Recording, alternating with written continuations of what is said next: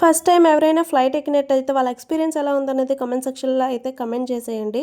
ఇందులో నా ఎక్స్పీరియన్స్ ఎలా ఉందనేది ఈ వీడియోలో అయితే చూపించబోతున్నాను. విజయనగరం నుంచి రత్నగిరికి రిటర్న్ వెళ్ళిపోయే టైం అయితే వచ్చేసిందనమాట. మాకు ట్రైన్స్ అవైలబుల్ లేక ఫ్లైట్ అయితే బుక్ చేసేసుకున్నాం. సో ఫ్లైట్ ఎక్కాలంటే మేము విజయనగరం నుంచి వైజాగ్ వెళ్లాల్సి వస్తుంది అనమాట. రీచ్ అయిపోయిన తర్వాత మా ఫ్రెండ్స్ అయితే కలిసేసాను. తనైతే నా కోసం వచ్చింది. చాలా హ్యాపీగా అనిపించింది. ఆ 1 అవర్ అయితే తనతోనే స్పెండ్ చేశాను. చాలా బాగా అనిపించింది.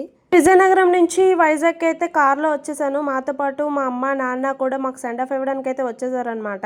సో వాళ్ళు సెండ్ ఆఫ్ ఇచ్చిన తర్వాత వాళ్ళకి బాయ్ చెప్పేసి లోపలికి వచ్చేసాము. ఫస్ట్ టైం ఫ్లైట్ ఎక్స్పీరియన్స్ ఎలా ఉంటుంది అని బాగా ఎగ్జైటింగ్తో ఎక్కాను.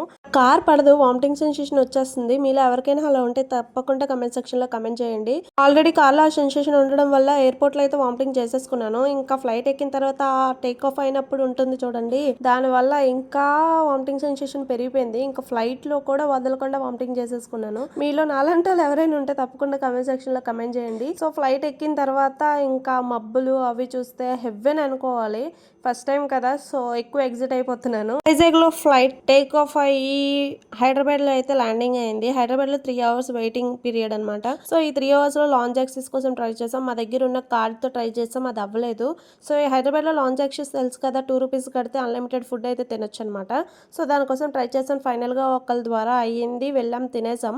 అలా బోర్డింగ్ కోసం వచ్చిన తర్వాత ఇక్కడ స్నాక్స్ అయితే ఉన్నాయి. సో ఈ విధంగా తీసుకోవాలి, మీకు అందరికీ తెలిసే ఉంటది. నేను ఫస్ట్ టైం అంటే మూవీస్ లో చూసాను, ఇలా రియల్ గా ఫస్ట్ టైం ట్రై చేసాం కొన్ని స్నాక్స్ తీసుకుందామని. బట్ అదైతే ఇంటర్నెట్ లేదని చూపించేసింది. ఫ్లాప్ అయిపోయింది ప్లాన్ అయితే. బోర్డింగ్ అయ్యాక బస్ మీద ఫ్లైట్ దగ్గరికి అయితే తీసుకొచ్చేసారు. మేమైతే బుక్ చేసుకుంది ఇండిగో ఫ్లైట్ అనమాట. ఫ్లైట్ అయితే బాగుంది, సర్వీసెస్ కూడా బాగానే ఉన్నాయి. సో అలా ఫ్లైట్ ఎక్కిదాం అనేసి ఎప్పటి నుంచో ఉండే ఫ్లైట్, అసలు ఆకాశంలో పోతూ ఉంటే ఆ ఫ్లైట్ వెళ్తుంది అనే కింద భలే ఎగ్జైటెడ్ గా చూసేదాన్ని.